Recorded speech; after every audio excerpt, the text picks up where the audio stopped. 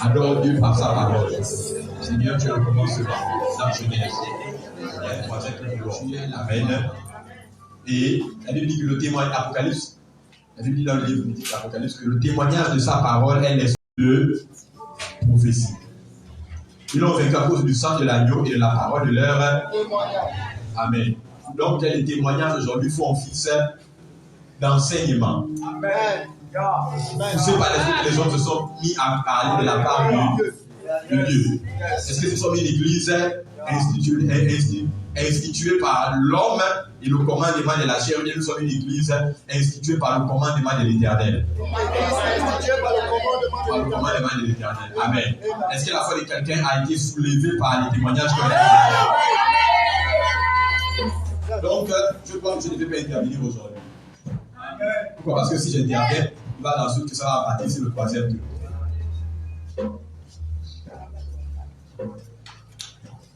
Je voudrais que vous reteniez seulement, je vais tirer quelques leçons des témoignages d'aujourd'hui. J'ai pour habitude de dire que votre profondeur dans la parole détermine votre hauteur dans ce monde. Et votre attitude face à la parole détermine votre attitude dans cette vie. J'ai encore pour l'habitude de dire, je me suis dit, gardez votre pied sur la parole, vous mettra au top de ce monde. Quelqu'un disait que garde tes pieds sur la tête de Satan en te tenant ferme sur la parole et tu obtiendras un témoignage terrible et effrayant. Ceux qui ont témoigné ici n'ont pas témoigné parce que tu leur as imposé les mains. Mais leurs témoignages sont l'usufruit de leur persévérance et endurance dans l'art de la quête et de la recherche de la profondeur dans la parole. Je retiens également de cela que Dieu n'est exempt de personne. Il n'y a ni juif ni grec. Il n'y a ni esclave ni serviteur. Il n'y a ni homme ni femme. Il n'y a point de petit, il n'y a point de vieillard. Il n'y a point d'adolescent, il n'y a point d'homme fait sinon adulte dans la parole. Mais Dieu honore la foi de tout homme varié qui se distingue par la poursuite effrénée dans la parole. Amen, amen. Là, je veux relever de cela que la parole marche. Dis avec moi, la parole marche. La parole marche.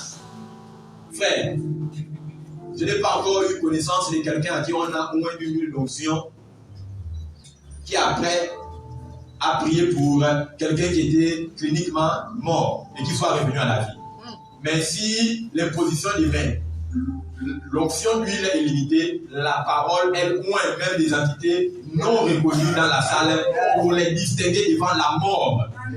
Parce que Jésus que nous servons, lequel vit en toi, a défié les lois de la mort. Il est le premier être à avoir laissé un tombeau vide. Amen, amen. Par conséquent, je décrète et déclare que ta situation, tu n'en répares pas avec elle de la même façon dont tu es habitué. Tout ce qui a été déclaré, décédé cliniquement, matériellement, financièrement, en termes d'opportunité, reprend vie en ces dimanches jours de la résurrection.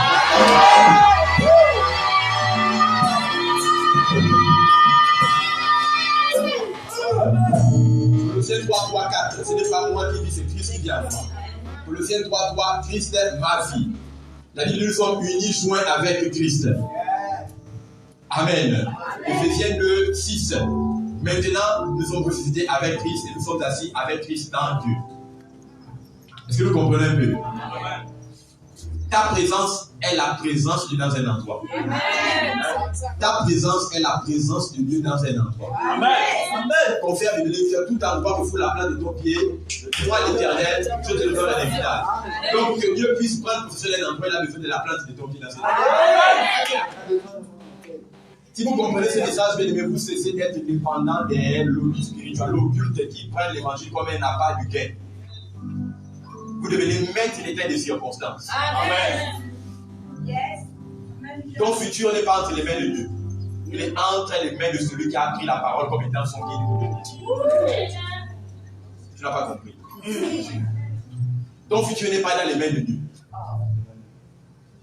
Il est dans les mains de celui qui a pris la parole comme guide moral au quotidien. Ta destinée n'est plus dans les mains de Dieu. Ta destinée entre tes mains si tu prends la parole comme ton guide moral au quotidien. Luc 10-19, confère biblique, je vous ai donné le pouvoir de marcher sur les serpents et les sur toutes les vies, il y a rien ne pourra venir. Ça veut dire que désormais, il y a le pouvoir de marcher sur les serpents et les scorpions. Est-ce que Jésus a encore ce pouvoir?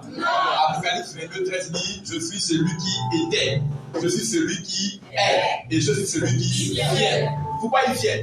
Il était. Il est présentement comme étant, Jésus était comme étant le prophète de Dieu lorsqu'il est venu par la naissance terrestre via Marie. L'enfant conçu du Saint-Esprit, confère Matthieu 1,17. Présentement, il est le souverain sacrificateur selon l'ordre de Melchisédek. Il n'a ni commencement ni. Il est présentement au ciel, assis à la droite de Dieu. Qui n'est pas un lieu, mais qui désigne qu'il est le représentant légal de Dieu. Jésus est la photo de Dieu. Est-ce que vous comprenez un peu? Si vous voulez savoir à quoi ressemble Dieu, regardez Jésus. Si vous voulez savoir comment Dieu travaille, regardez comment Jésus a travaillé. Et si vous voulez connaître quelle est la volonté de Dieu, regardez quelle était la volonté de Jésus face au problème des humains. Amen. Mais Jésus ne règne pas présentement sur terre. Pourquoi? Parce qu'il est assis à la droite de Dieu dans les lieux élevés. Mais la Bible dit qu'il reviendra. Il est celui qui vient pour régner pendant le millénium. Donc il est celui qui a été, il est celui qui est au ciel actuellement, mais il est celui qui viendra régner. S'il a été le roi des rois et le seigneur des seigneurs, s'il est présentement souverain sacrificateur selon l'ordre de Melchisédek ou au ciel, ça veut dire qu'il manque quelqu'un qui va régner sur terre pour lui. Or, Romains 5, 17 dit ceux qui ont reçu l'abondance et la grâce, le don de la justice régneront dans cette vie comme étant des rois. Amen. Donc, tu règnes actuellement dans ce monde pour que Jésus vienne régner pendant le millénium. Amen. Il y a eu une passation de service de la main de Jésus pour toi qui dois régner aujourd'hui. Amen. Amen. Donc, je veux que tu comprennes que ton destin est dans ton implication dans la parole.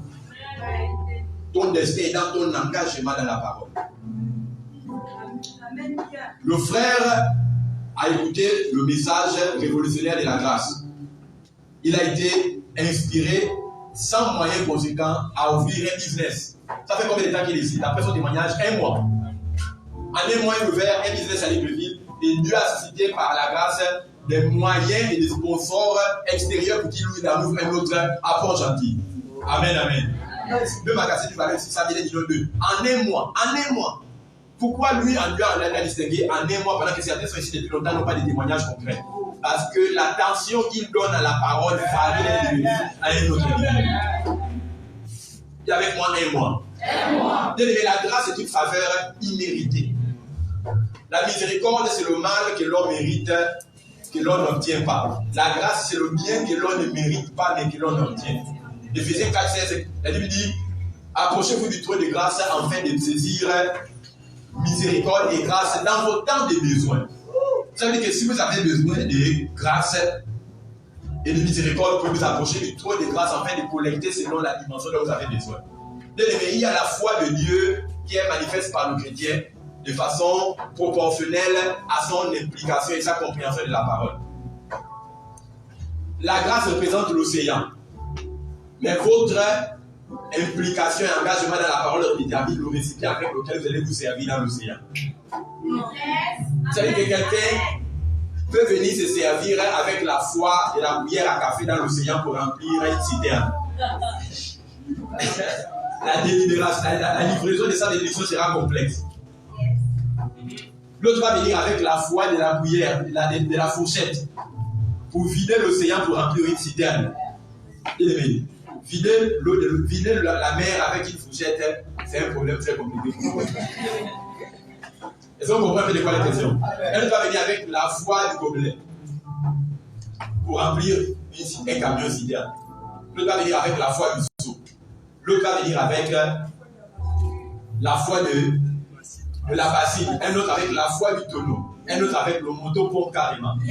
Est-ce que vous comprenez? Ça veut dire que la grâce est un océan de bénédictions.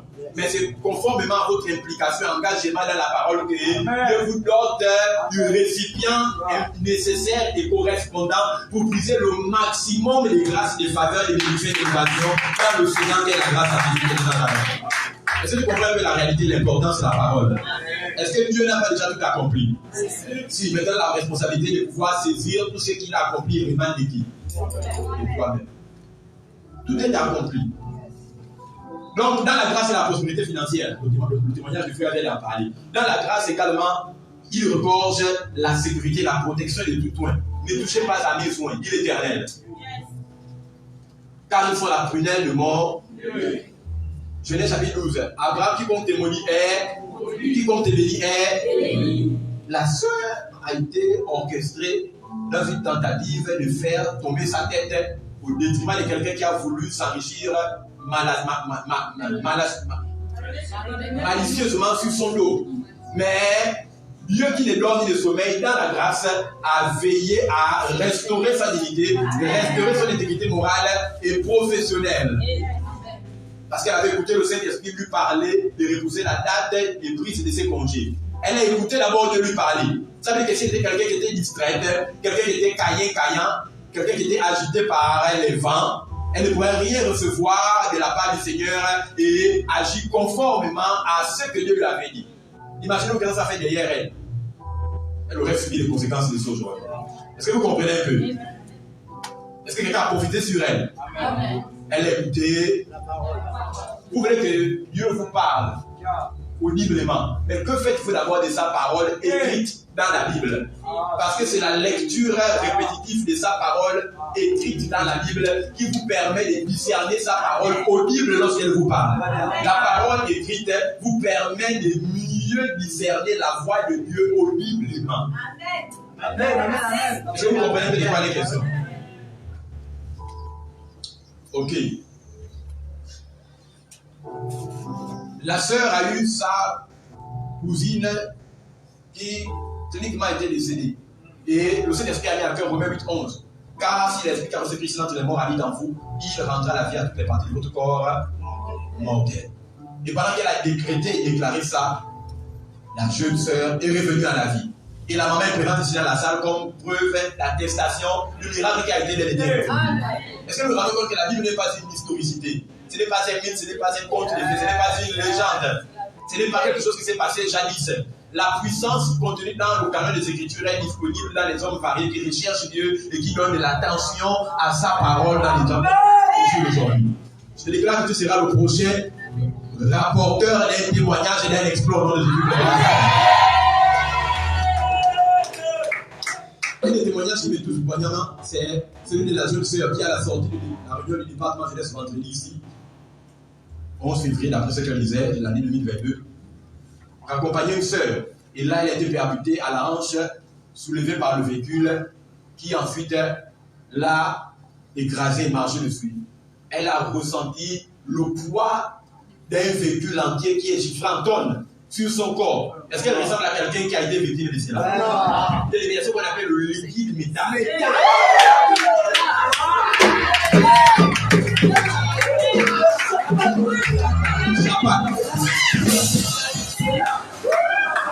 Là, l'exposition devait ne pouvait pas lui sécuriser de cela. Mais la parole qu'elle a écoutée, entendue, comprise, a durci son corps de façon à ce que la sœur qui est moins de 100 kg sur lequel elle ne peut pas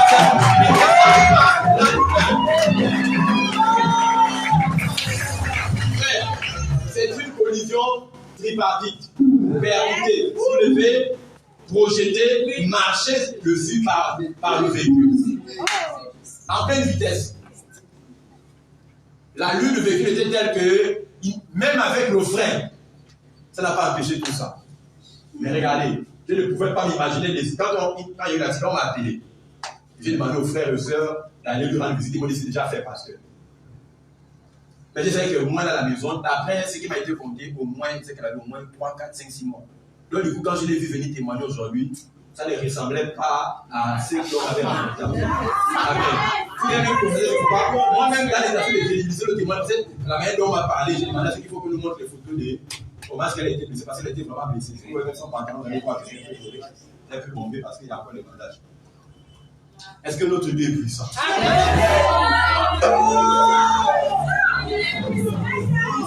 Amen. Tout ceci dit que si ta foi ne te lève pas après ça, c'est qu'il y a un problème. Frère, la connaissance du message de la grâce révèle la divinité qui est cachée dans votre humanité. La sœur qui a témoigné tout à l'heure concernant le fait qu'elle n'avait pas grand-chose et elle a commencé le business de vente des coquettes. Elle n'a pas encore donné même la totalité de son témoignage. La seule chose qu'on réserve encore, parce que ça c'est un coup pétrolier comme dit le pasteur. Amen. Amen. Elle n'a pas tout donné. Amen, amen. Voilà. La seule chose qu'on réserve encore. Elle a fait quoi? On lui a, pendant qu'elle donnait sa dîme et son offrande. Est-ce que vous voyez un peu? La dîme de 70 000 francs en une semaine. Ça veut dire 70 multiplié par 4, ça fait combien? Si en une semaine elle fait 70 000 de bénéfices, ça veut dire qu'en un mois elle fait combien? 7 fois 4, 28, 280 000. Est-ce que c'est pour le salaire qu'on donne à quelqu'un en entreprise? Répondez-moi. Même quand vous venez d'entrer dans l'argent, on vous donne moins que ça. En un mois. Elle est qu'après une semaine. Ça veut dire qu'au fur et à mesure, la clarté va prendre du volume. Et bien aimé, après, elle va chercher dans les bidons. Mais le secret de sa prospérité soudaine émane de quoi? Elle a déjà les principes. Elle a enlevé la dîme, elle a enlevé l'offrande. 3 000 francs. Et les personnes ici, votre offrande n'a jamais dépassé, ni avoisiné, ni oscillé autour de 500 francs. Vous grandissez spirituellement, mais vous ne grandissez pas financièrement. Or, grandir spirituellement sans grandir financièrement entraînera une frustration clinique dans votre vie. La sœur a maîtrisé les principes de bien-aimé. Dieu ne vous donne pas le gros argent tout simplement parce qu'il sait qu'il n'est pas sûr que s'il vous le donne, vous ne déraillerez pas. Si vous comprenez? Dieu ne donne pas le gros argent à quelqu'un d'autre qui n'est pas sûr qu'avec le gros argent, celui-ci n'est pas suffisamment encore approfondi dans la parole pour ne pas dérailler dans la foi. Dieu ne vous bénit pas pour le fait qu'il vous aime. Il vous bénit pour ce que vous faites et les principes qu'il vous a donnés. Amen. La prospérité est l'acte de confiance que Dieu agrée à quelqu'un dont il sait qu'étant béni, celui-ci va propager mon évangile. Amen. C'est un acte de confiance. C'est pas il dit non, si tu n'es fidèle à des petites choses, moi l'Éternel, je ne te donnerai pas de plus grandes choses. C'est dans le peu que tu as que Dieu te donne et te fait compléter. C'est dans le peu que Dieu te donne qu'il voit ton habilité et ta capacité à gérer plus grand. Amen, amen. Ok. Quelle heure est-il? 11h48, c'est ça, non? Ou bien? Oui. 48, d'accord. Est-ce qu'on peut se lever une dernière fois et donner la gloire à Jésus pour les témoignages que Dieu puissant d'Israël a performé parmi nous tout au long de cette semaine?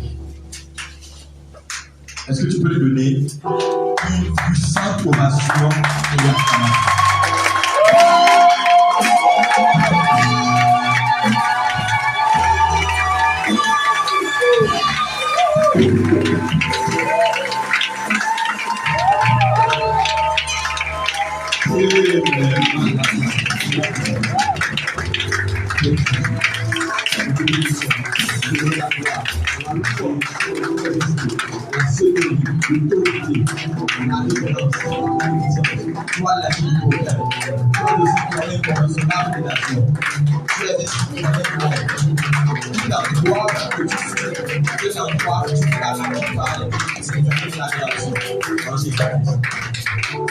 Amen. Vive la classe. Bon, encore une fois, je vais juste répéter un exercice.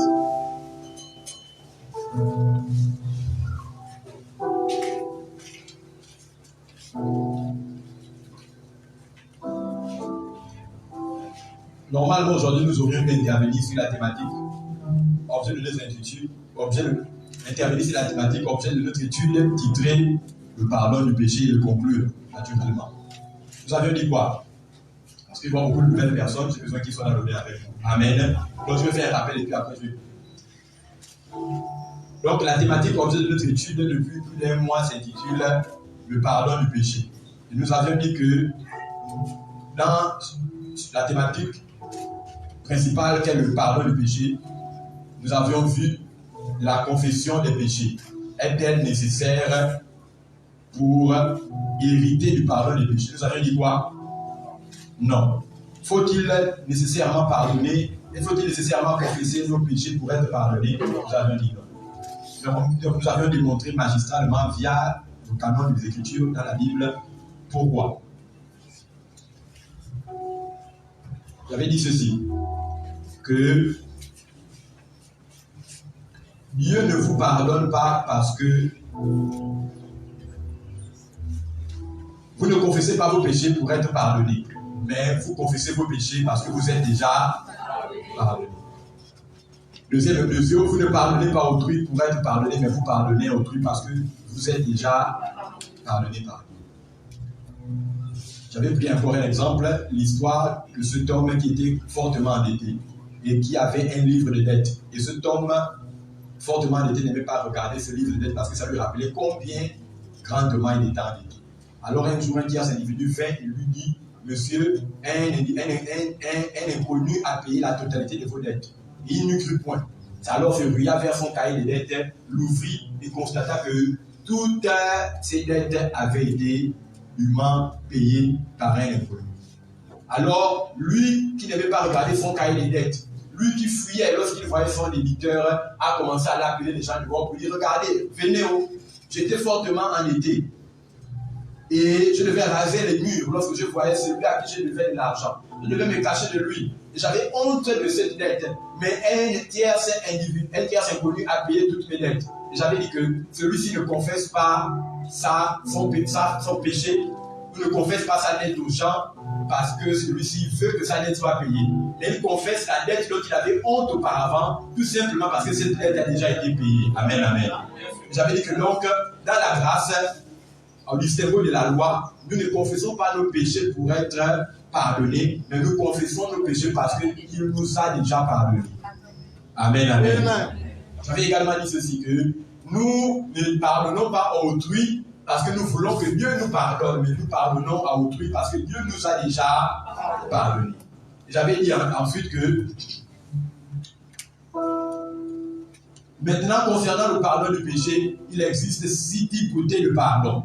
6 types de pardon. Nous avons dit qu'il y avait le pardon dans le livre de Genèse, qui est le livre du commencement, ou encore le pardon des péchés avant la loi. Puis j'avais dit qu'il y a le pardon des péchés sous la loi.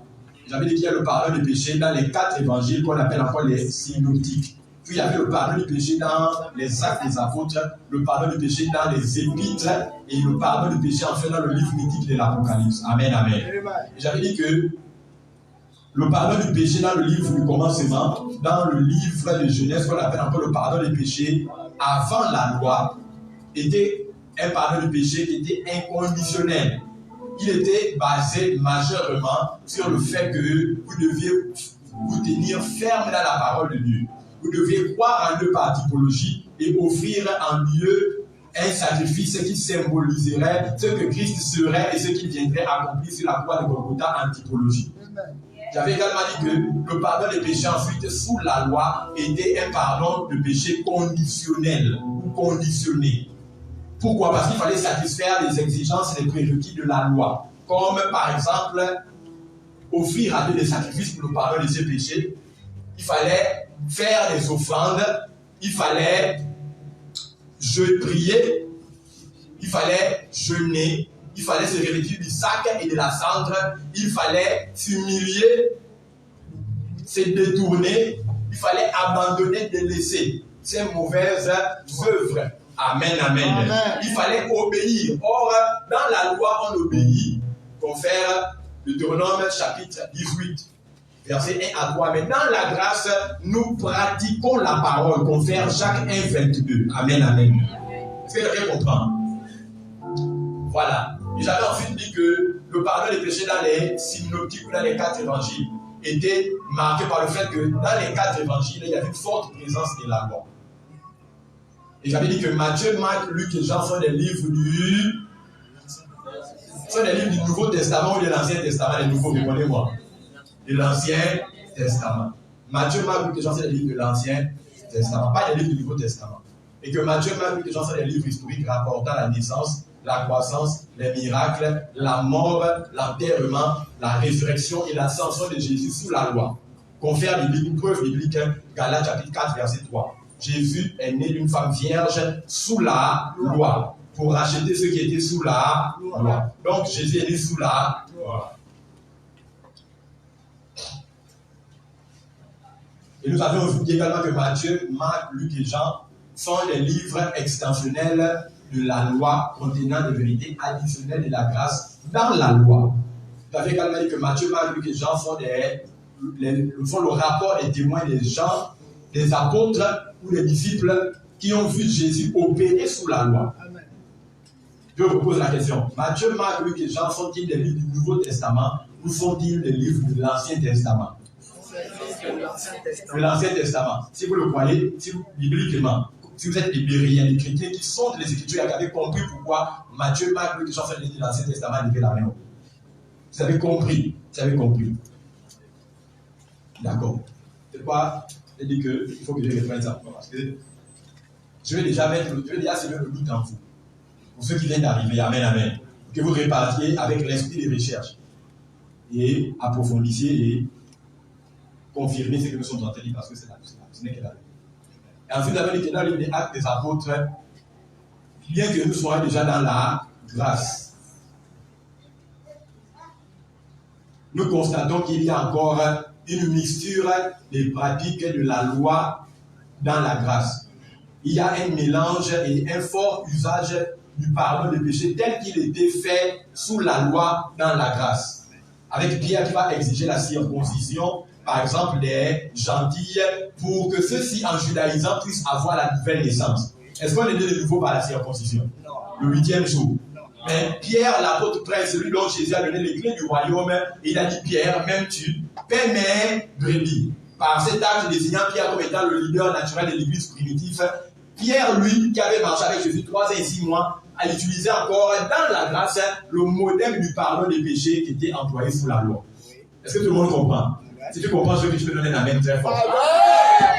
Maintenant, il va falloir que Pierre rencontre les écrits de l'apôtre Paul pour que Pierre change son système de pensée concernant le pardon des péchés dans la grâce.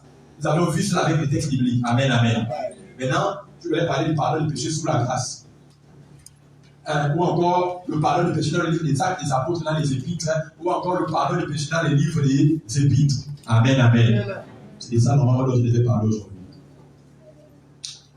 Je vais quand même donner quelques significations. J'avais dit la dernière fois que plus que le pardon du je ne t'entends pas. Le pardon du péché a besoin d'une carte de recharge libertice. Voilà. J'avais dit ceci, que pardonner les péchés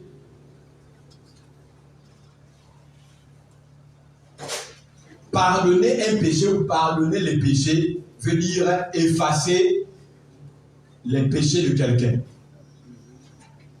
Ou encore, pardonner les péchés veut dire avoir ses péchés effacés.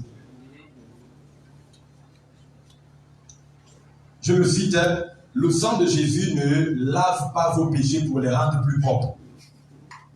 Mais le sang de Jésus lave vos péchés pour les éradiquer totalement. Ceux qui comprennent de quoi les questions. Je vais vous montrer, je vais donner les marqueurs. Si vous écrivez, je ne sais pas si ça va passer, je ne sais pas si c'est le marqueur normal. Si vous écrivez, Amen. Si je marque cette tâche sur ce tableau, et que, je ne sais pas si ça va passer, et que vous venez essuyer, Amen. Est-ce qu'il reste encore la tâche? C'est bon, ça passe. Ça, c'est celui qu'on efface. Non, c'est le permanent, ça ne va pas passer. D'accord, dis-moi celui-là. D'accord. Si je fais cette tâche, considérons, mesdames et messieurs, que cette tâche noirâtre soit votre péché. Or, je disais, le sang de Jésus ne lave pas vos péchés, mais les éradique totalement de votre corps, de votre âme. Considérons cette tâche comme étant votre péché. Le péché adamique et vide. Le péché de l'éternité passée, de l'actuel, le péché présent et même les péchés de l'éternité future. Et que le sang de Jésus vienne laver vos péchés par son sacrifice sur la croix. Lorsque le sang lave vos péchés, le sang, frère, c'est le permanent que je te donne. Il faut faire les choses bien. Il ne faut pas faire les choses avec une vraie vie.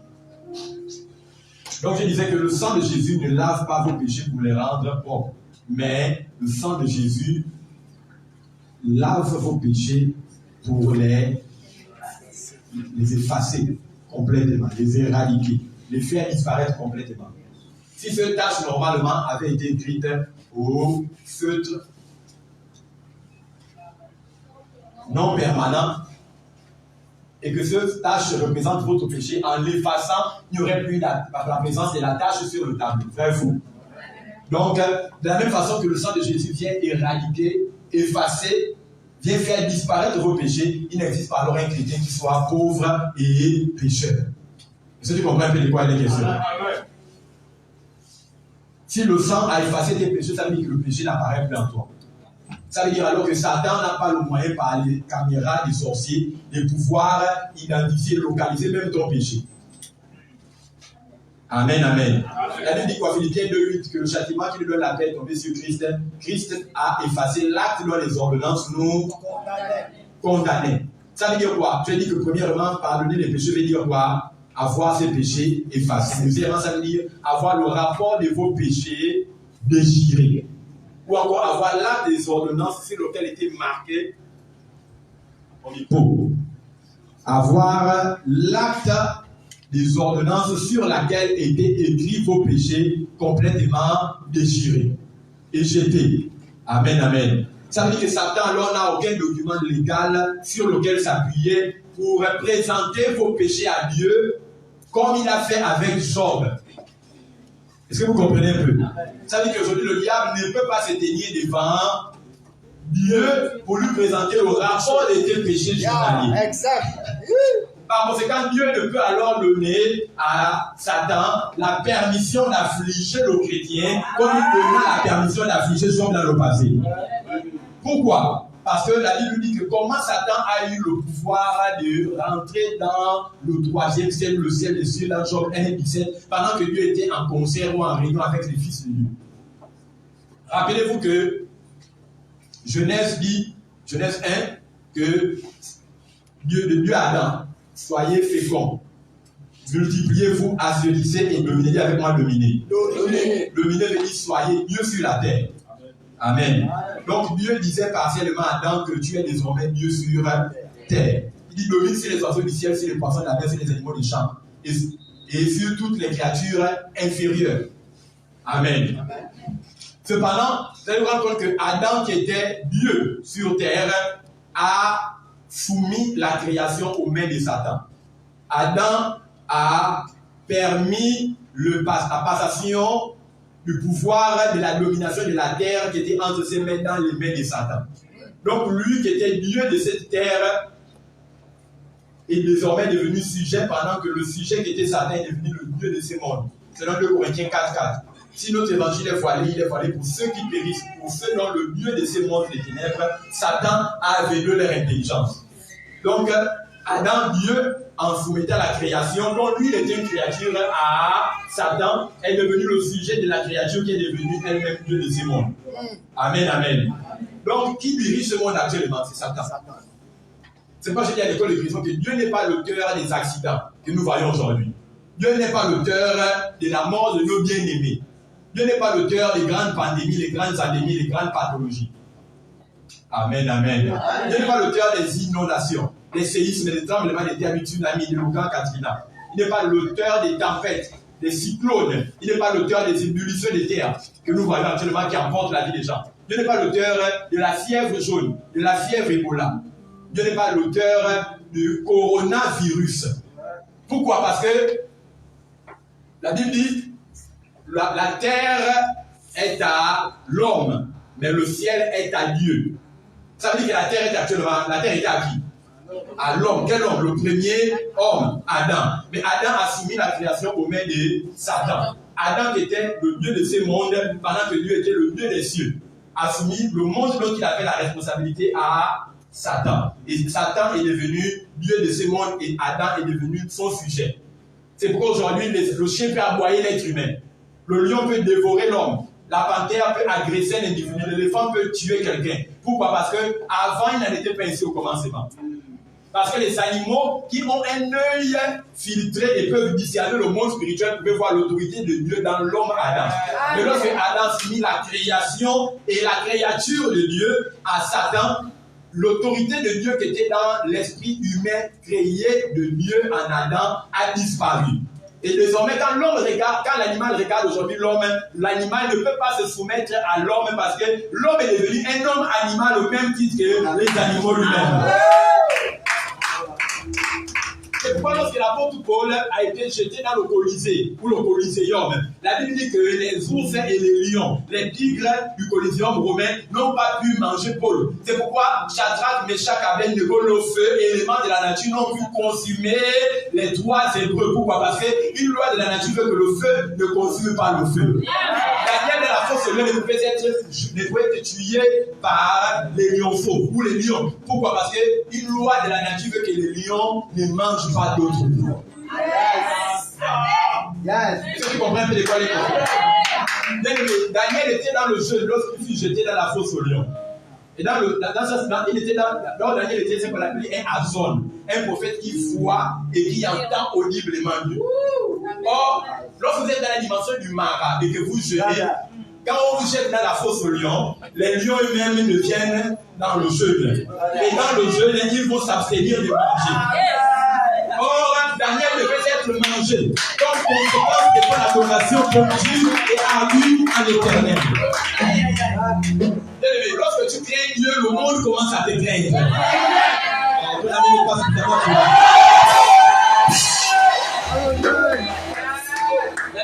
Vous marcherez, vous traverserez les eaux et les eaux ne vous submergeront point. Pourquoi? Parce que la Bible dit que celui qui croit à moi, des fleuves d'eau vive couleront de son sein. L'eau ne peut engloutir l'eau. Amen. Est-ce que tu comprends un peu de quoi la Jean, le divin, celui dont la tête est sur la poitrine de Jésus, celui qui écrit l'évangile des Jean, celui qui écrit 1 Jean, 2 Jean, 3 Jean, celui qui écrit l'Apocalypse des Jean a été pris parce qu'il prêchait avec sagacité et hardiesse l'évangile, a été jeté dans un tonneau, dans un fil d'huile bouillant pendant 24 heures. Lorsqu'on a renversé le tonneau pour prendre ses eaux, il est ressorti sans brûlure, sans hématome, sans cicatrice, sans déchirure. À cause de ça, lui qui n'était pas un criminel, l'a envoyé dans l'île de Patmos parce qu'il faisait peur au roi. C'est là où il écrit le livre de l'Apocalypse. Pourquoi? Parce que la Bible dit que il oint ma tête d'huile et ma coupe d'or. La Bible dit que l'huile, vous avez reçu, la Bible dit que l'onction du Saint-Esprit, ou encore dans certaines versions françaises courantes, l'huile ne vous enseignera-t-elle pas? Ça veut dire qu'un homme qui est oint est devenu une huile. Amen. Or, un homme huile jeté dans de l'huile ne peut être brûlé ni consumé par l'huile. Est-ce que tu comprends de quoi les questions? Les révélations déterminent ta sortie des situations complexes et difficiles dans le temps et dans l'espace. Est-ce que tu comprends un peu de quoi les questions? Lorsque ce sont les esprits de forêt qui te persécutent, la révélation que tu as de Jésus comme étant le lion de la tribu de Juda se manifestera dans les songes et dans les rêves.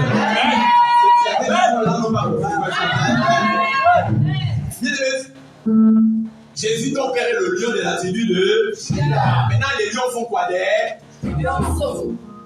Est-ce qu'il y a une fille de Jésus qui est le lion de la tribu de Juda?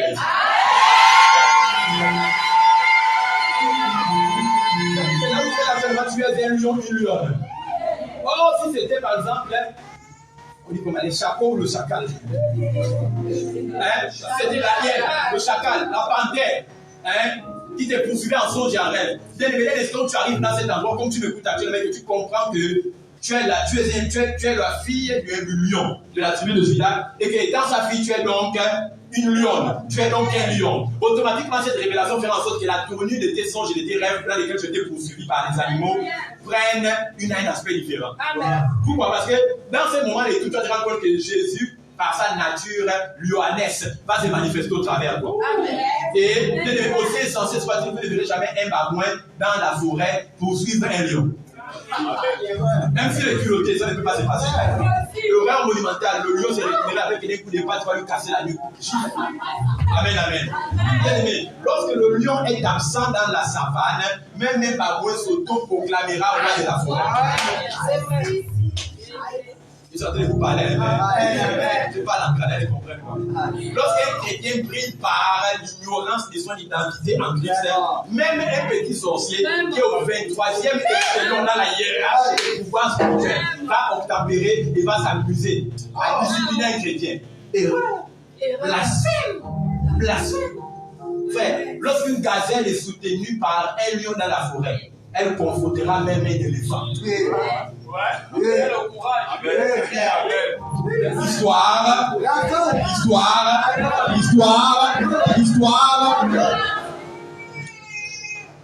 Bien aimé, c'est quoi la grâce de Dieu pour conclure mon propos?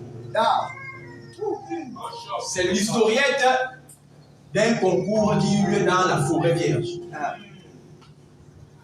Alors là, il y avait 4 animaux. Le lion, l'éléphant, il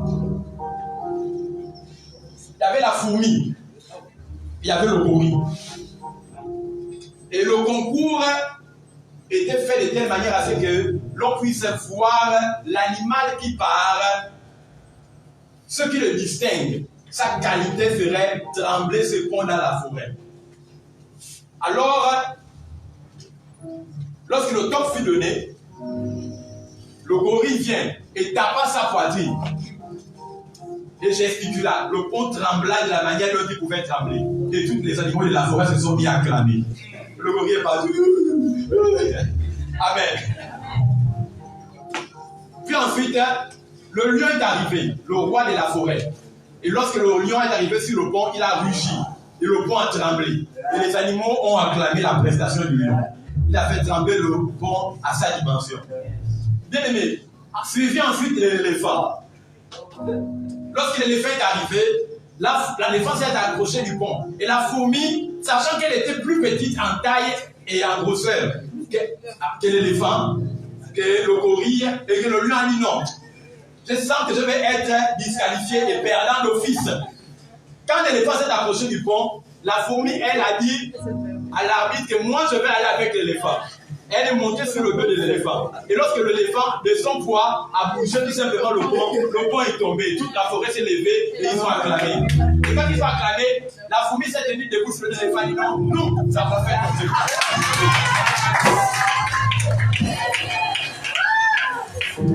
Et qui nous a fait tomber le pont?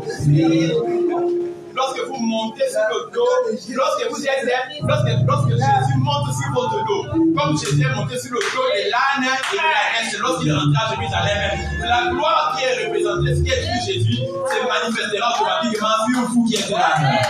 Si tu portes Jésus, la gloire, le pouvoir, la puissance.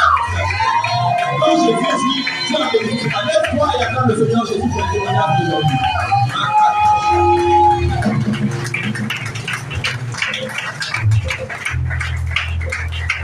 Amen.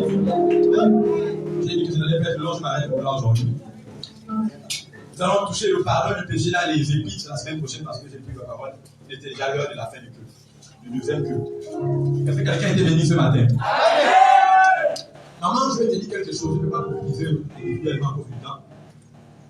Là où tu es là, ne cherche pas la bénédiction. Si tu as écouté ce qu'on vient de dire aujourd'hui, tu es déjà béni. Amen.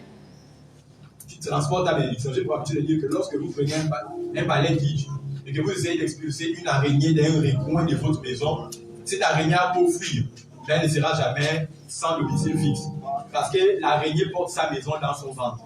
C'est la toile d'araignée se trouve dans le ventre de l'araignée. Bien aimé, le chrétien ne prie pas pour être béni. Le chrétien a déjà la bénédiction.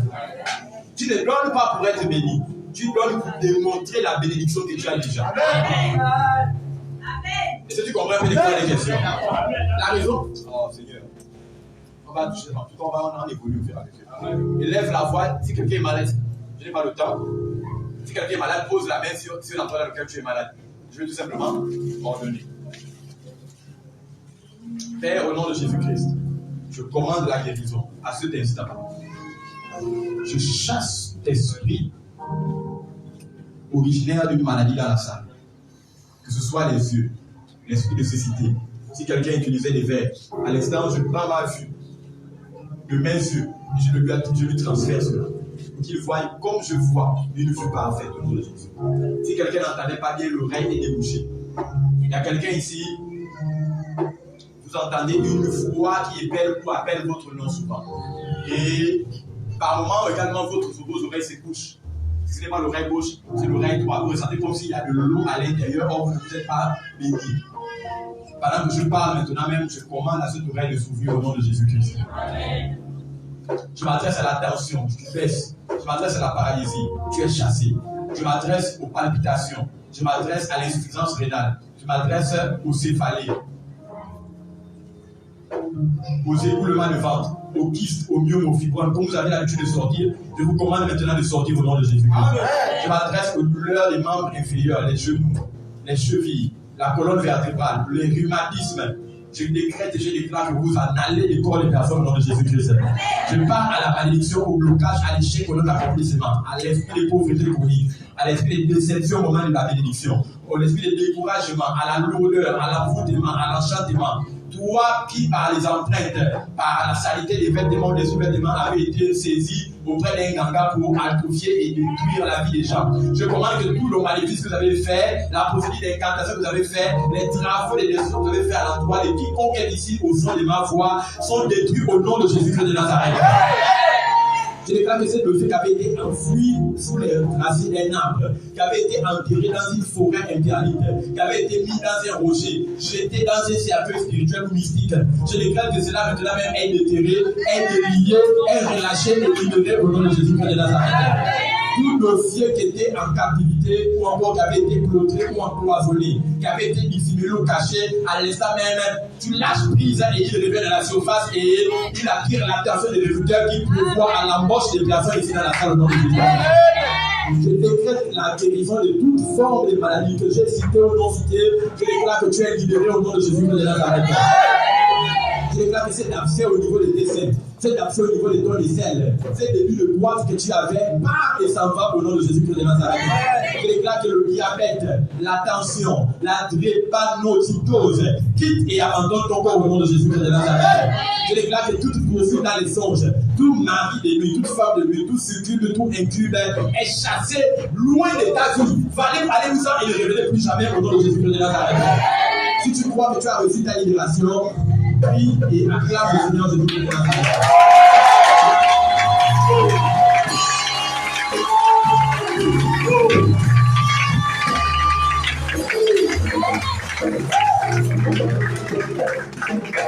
Amen.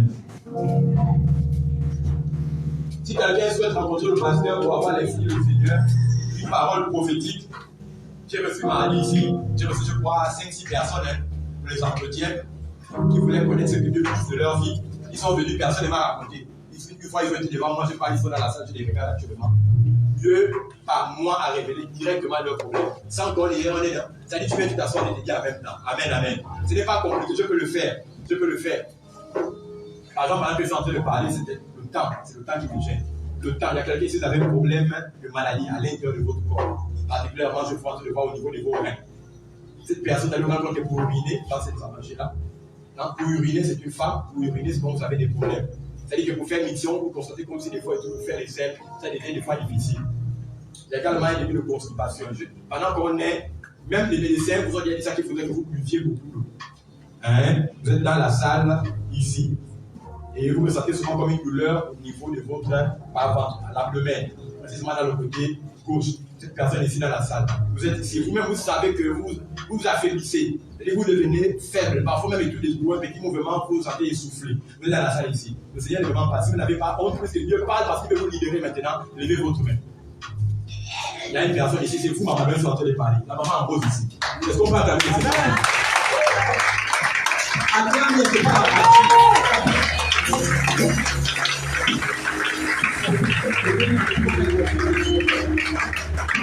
bien aimé, ça c'est un jeu pour moi. Ce n'est pas quelque chose qui est un peu difficile. Est-ce que vous comprenez?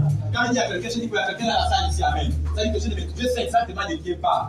Mais il y a deux personnes qui ont levé la main. Mais la personne dont j'ai parlé, c'était la maman. Mais je te dis, si elle a le point, parce que c'est une nouvelle venue. C'est du point du doigt, elle me dit, ce n'est pas ça. Je vais monter devant les gens, donc après, elle va me dire, non, c'est ça. Amen, amen. Maman, est-ce que c'est que le pasteur dit c'est vrai? Encore vous confirmez que c'est vrai? Amen. Amen. Amen. Bonjour, peuple de Dieu. Bonjour. Je suis dans une assemblée alliance chrétienne. Je suis persécuté là où j'habite. Ce sont mes enfants qui se trouvent dans cette église qui m'ont amené ce matin. C'est la première fois que vous arrivez? Oui, oui. Amen, amen. Ils ont d'abord prié pour moi. Je suis malade. Je souffre de l'estomac, ça fait déjà 25 ans. Ils sont pas avec le Seigneur Jésus.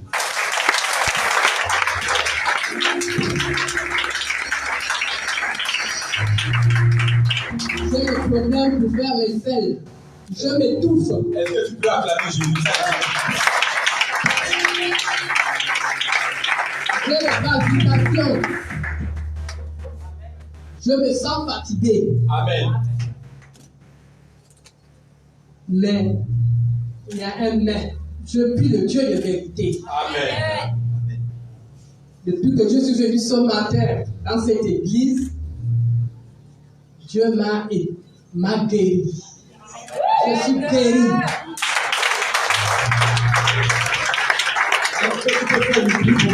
Amen.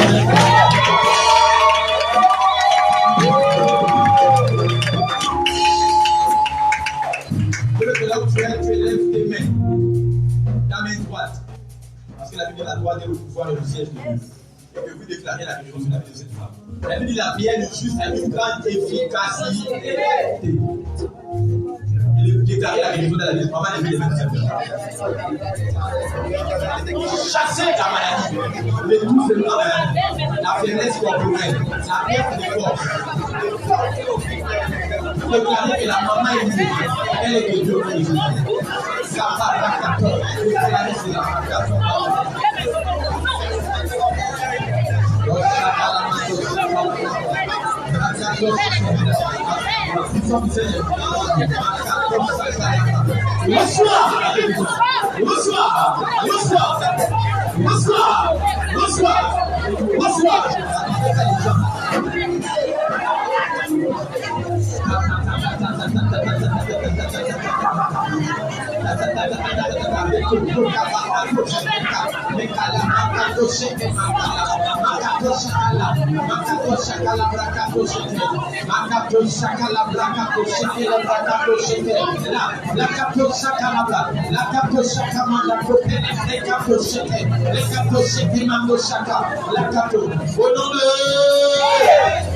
Maman, vérifiez votre corps.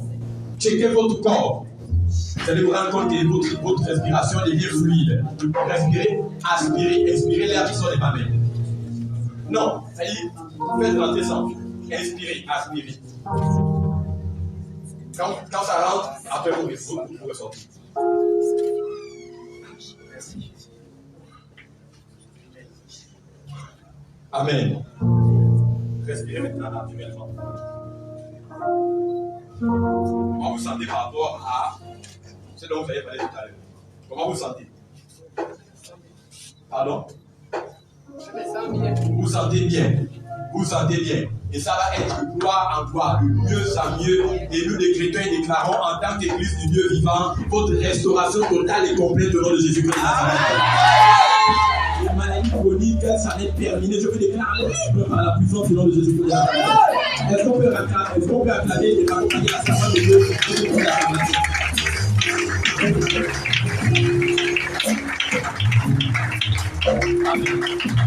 Est-ce qu'on peut accompagner notre maman? Applaudis le Seigneur Jésus-Christ.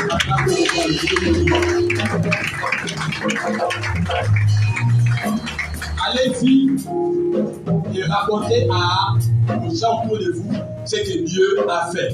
Ce dont vous avez été témoin. Amen, amen. Si vous ne savez pas prêcher, dites ce que vous avez vu de vos yeux.